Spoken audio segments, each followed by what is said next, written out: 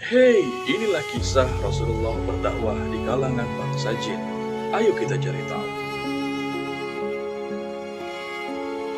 Diceritakan, suatu hari Rasulullah keluar dari kota Mekah ingin beribadah karena terganggu di Mekah. Pada akhirnya Rasulullah pergi untuk mencari tempat yang tenang.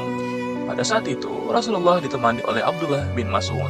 Hingga pada saat itu, sampai di suatu tempat, Rasulullah berkata kepada Abdullah bin Mas'ud, "Tunggulah di sini, jangan datang kepadaku sebelum aku memanggilmu."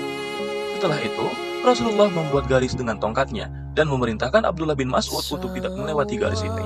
Kemudian Abdullah bin Mas'ud berkata, "Lalu Nabi berjalan tidak jauh dari tempatku berdiri. Kemudian Rasulullah membaca Quran dengan sangat keras. Pada saat itu lewat bangsa jin dari Nusaybin di hadapan Rasulullah. Lalu mereka berhenti karena ingin mendengarkan apa yang Rasulullah baca. Pada saat itu, Abdullah bin Mas'ud melihat sosok laki-laki memiliki kepala seperti kendi.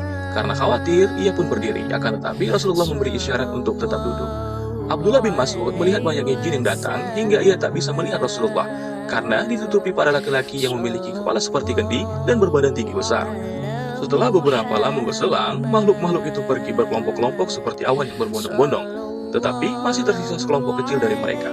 Ketika fajar menyingsing, sekelompok kecil jin itu pun pergi meninggalkan baginda Rasulullah Shallallahu Alaihi Wasallam. Kemudian Rasulullah mendatangi Abdullah bin Mas'ud.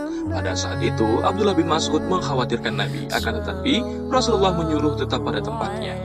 Lalu Rasulullah berkata, "Bila engkau keluar dari garis itu, aku tidak bisa menjamin engkau selamat dari sambaran sebahagian mereka."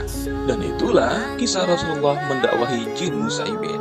Kisah ini diabadikan di dalam Al-Quran dalam surah Al-Jin. Next kita bahas apa lagi ya? Tulis di kolom komentar.